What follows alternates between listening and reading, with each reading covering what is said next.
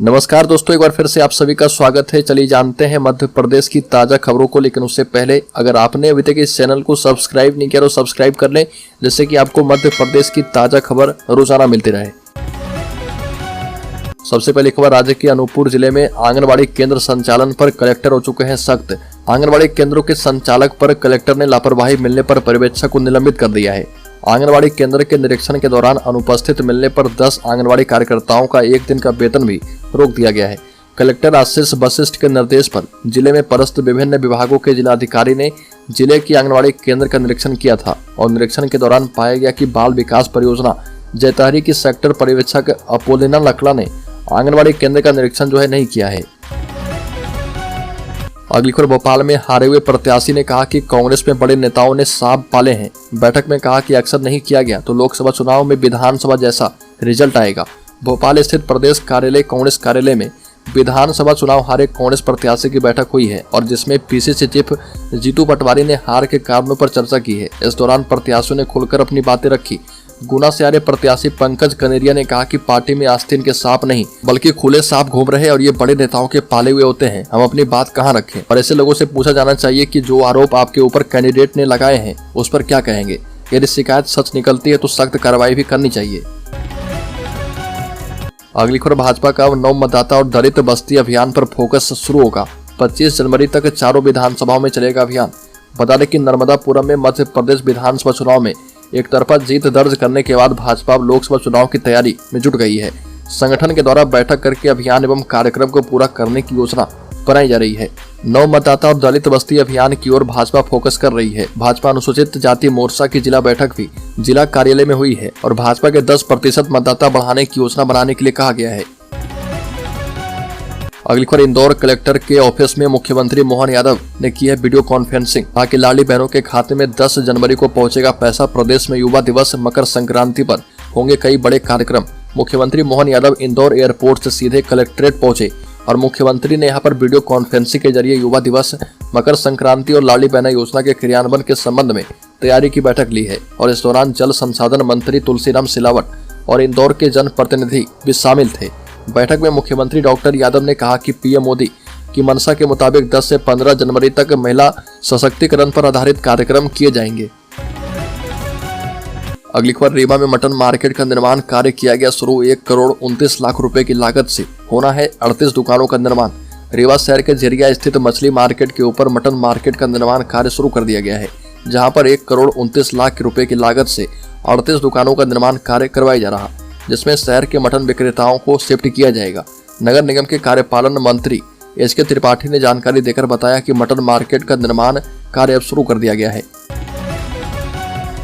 अगली खबर, इंदौर में 30 मार्च 2023 को पटेल नगर स्थित श्री बेलेश्वर महादेव मंदिर में बावड़ी हादसे की जांच रिपोर्ट 9 महीने के बाद सामने आई है। हादसे में 36 लोगों की मौत हो गई थी। 17 पन्नों की रिपोर्ट में मंदिर ट्रस्ट और निगम अफसरों को हादसे के लिए जिम्मेदार ठहराया गया है। रिपोर्ट के मुताबिक ट्रस्ट अध्यक्ष सेवाराम गलानी एवं सचिव मुरली सबनानी ने यहां बावड़ी होने की सूचना नहीं बताई थी।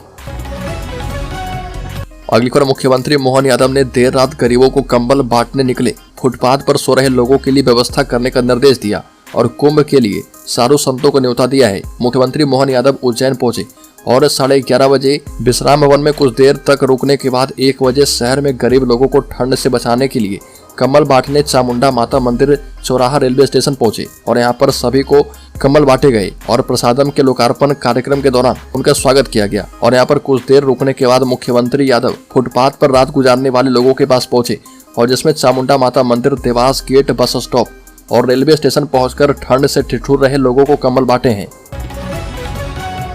अगली खबर, अवैध बाल गृह मामले में एक्शन, 3 अधिकारी किए गए निलंबित, 2 को नोटिस दिया गया है। सीएम डॉक्टर मोहन यादव ने कहा कि बच्चियां सभी सुरक्षित हैं। प्रियांक कानूनगो को बाल गृह में संचालित गतिविधियों के आधार पर धर्मांतरण का भी अंदेशा हुआ है। पुलिस में इस मामले की शिकायत दर्ज करवाई गई और प्रदेश के मुख्य सचिव बीरा राणा को पत्र लिखकर इस पर एक्शन लेने को कहा गया है।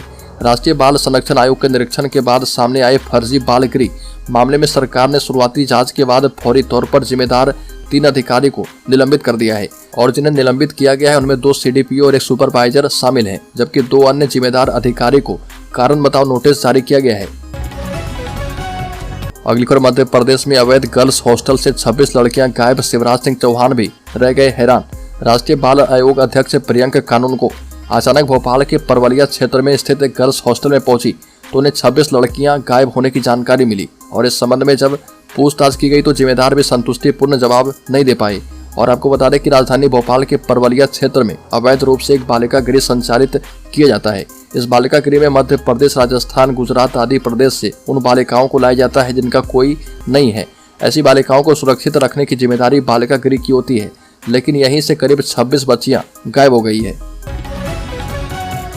अगली खबर, नहीं सस्ता होगा पेट्रोल डीजल।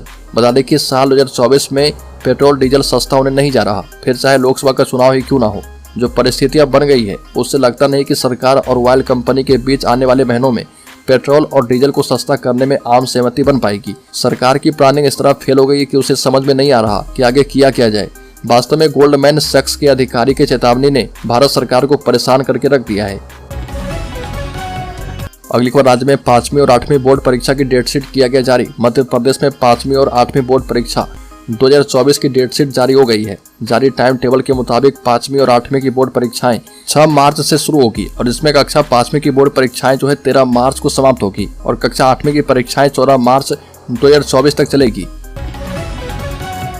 अगली खबर, अवैध बालिका गृह चला रहे थे मिशनरी, 26 लड़कियों का कोई अता पता नहीं। एनसीपीसीआर अध्यक्ष ने कहा कि एफआईआर करवाएंगे। भोपाल में क्रिश्चियन मिशनरी की ओर से अवैध तरीके से संचालित प्राइवेट गर्ल्स हॉस्टल से 26 बच्चियां गायब है और संचालक तक का कोई अता पता नहीं है। यहाँ पर 68 बच्चियों का नामांकन हुआ है, लेकिन उनमें से 26 बच्चियां गायब है। इस हॉस्टल को चलाने वाले संचालक अनिल मैथ्यू को इन लड़कियों के बारे में पता तक नहीं है कि आखिर वो गई कहाँ। इस हॉस्टल में 6 से 18 साल की लड़कियां रहती है, जिसमें से अधिकांश हिंदू है। अगली खबर, मोहन यादव के सीएम बनने की भविष्यवाणी करने वाले ज्योतिष का दावा, कहा कि शिवराज बनेंगे बीजेपी अध्यक्ष। ज्योतिषाचार्य मुकेश शास्त्री ने कहा कि शिवराज जी के बारे में हमने बहुत पहले भविष्यवाणी कर दी थी। शिवराज जी भारतीय राजनीति में पुनर्स्थापित होने जा रहे, सेंट्रल की राजनीति में स्थापित होने जा रहे। आपको आने वाले समय में उनकी अलग अवतार देखने को मिलेंगे। बीजेपी के केंद्रीय नेतृत्व के अंदर पार्टी अध्यक्ष के रूप में शिवराज सिंह चौहान स्थापित हो सकते हैं और इस साल के अंत तक या फिर अगले साल वह पार्टी अध्यक्ष के रूप में स्थापित होते दिखाई देंगे। अगली खबर, स्मार्ट मीटर लगने से पहले ही विरोध शुरू, विद्युत नियामक आयोग में बाद किया गया दायर। मध्य प्रदेश विद्युत वितरण कंपनी इन दिनों आम उपभोक्ताओं के परिसर में स्मार्ट मीटर लगा रही है। कई बड़े शहरों में स्मार्ट मीटर लगा भी दिए गए हैं और स्मार्ट मीटर लगाने के बाद उपभोक्ताओं की आम शिकायत है कि लगाए गए स्मार्ट मीटर पुराने मीटर की तुलना में ज्यादा खपत चला रहे, जिससे उपभोक्ताओं पर अतिरिक्त आर्थिक बोझ बढ़ रही है। स्मार्ट मीटर को लेकर उपभोक्ता उत्थान संगठन के प्रदेश उप सचिव सतीश वर्मा ने पश्चिमी मध्य प्रदेश विद्युत वितरण कंपनी के खिलाफ शिकायत दर्ज करवाई है। अगली खबर, मध्य प्रदेश में घर घर जाकर चंदा जुटाएगी कांग्रेस, लोकसभा चुनाव के लिए प्रदेश समिति का गठन।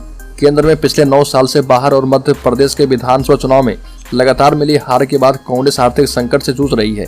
कांग्रेस पार्टी अब अपना खाली खजाना भरने के लिए घर घर जाकर चंदा जुटाएगी। इसको लेकर प्रदेश कांग्रेस कार्यालय में प्रदेश कांग्रेस अध्यक्ष जीतू पटवारी की अध्यक्षता में हारे हुए प्रत्याशी की मैराथन बैठक में कार्य योजना बनाई गई है। जीतू पटवारी ने कांग्रेस के 138 साल पूरे होने पर अखिल भारतीय कांग्रेस कमेटी द्वारा की जा रही फंडिंग के लिए जारी निर्देश का पालन करने के लिए कहा है। बड़ी खबर, राज्य के गुना जिले में यादव महासभा का 61वां राष्ट्रीय अधिवेशन भोपाल में। प्रदेश अध्यक्ष ने कहा कि फर्जी संगठन चलाकर अपना व्यक्तिगत एजेंडा पूरा करते हैं आर्यन यादव। हमारे संगठन में आर्यन यादव नहीं है, वह फर्जी संगठन चला रहे। जो व्यक्ति संगठन को लेकर ऐसे काम करेगा तो हम उसकी क्या समाज में बात रखेंगे। हमने उनको संगठन से निकाल दिया है, उससे संबंधित कागजात हमारे पास हैं जो वह फर्जी संगठन चलाते हैं। यादव महासभा के प्रदेश अध्यक्ष जगदीश यादव ने गुना में आयोजित कार्यक्रम के दौरान पत्रकार से रूबरू होते हुए ये बातें कही।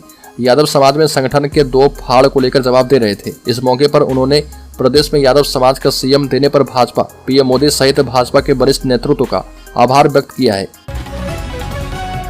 अगली खबर, मध्य प्रदेश विधानसभा चुनाव में करारी हार के बाद कांग्रेस अब लोकसभा चुनाव की तैयारी में जुट गई है। कांग्रेस ने प्रदेश चुनाव समिति और पॉलिटिकल अफेयर्स कमेटी का गठन किया है। प्रदेश चुनाव समिति में जीतू पटवारी को अध्यक्ष बनाया गया और इस समिति में 34 सदस्य शामिल हैं। पॉलिटिकल अफेयर्स कमेटी का अध्यक्ष प्रदेश प्रभारी जितेंद्र सिंह को बनाया गया है। प्रदेश अध्यक्ष जीतू पटवारी इस समिति के कन्वीनर होंगे। खास बात यह है कि पॉलिटिकल अफेयर्स कमेटी में पूर्व सीएम कमलनाथ, उनके बेटे नकुलनाथ, पूर्व मुख्यमंत्री दिग्विजय सिंह और उनके बेटे जयवर्धन सिंह को शामिल किया गया है और इस पर बीजेपी ने परिवारवाद को लेकर कांग्रेस पर तंज कसा है। अगली खबर इंदौर एयरपोर्ट पर तमिलनाडु के एक पैसेंजर के बैग से कारतूस के खोखे मिले। सीआईएसएफ ने पूछताछ कर पैसेंजर को पुलिस के सुपुर्द कर दिया है। पुलिस ने आर्म्स एक्ट के तहत केस दर्ज किया है। एरोड्रम पुलिस के मुताबिक एमएस रंगराजन निवासी स्ट्रीट अन्ना नगर चेन्नई खिलाफ पुलिस ने आर्म्स एक्ट की धाराओं में कार्रवाई की। पुलिस ने बताया कि यात्री के बैगेज की स्क्रीनिंग हो रही थी। इस दौरान रंगराजन के बैगेज से 2 चले हुए कारतूस के खोखे मिले हैं। इस बारे में उनसे जानकारी मांगी गई, वो स्पष्ट जवाब नहीं दे पाए और बाद में उन्हें पूछताछ करने के लिए सीआईएसएफ की टीम अपने साथ केबिन में ले गई।